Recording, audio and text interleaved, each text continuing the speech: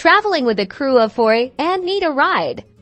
I'm here to show you exactly how to book an Uber that fits your whole squad. First, open your Uber app and tap on the Where To bar at the top. Type in your destination. As you type, Uber will suggest locations. Select the correct one.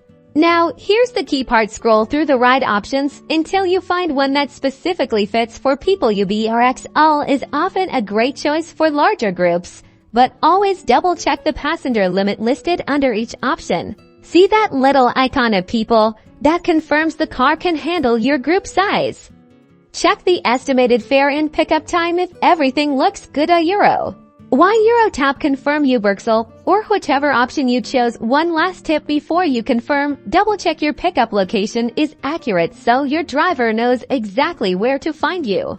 And that's it. Your Uber is on its way. You'll get notifications about your driver's arrival and you can track their progress on the map. Have a fantastic ride.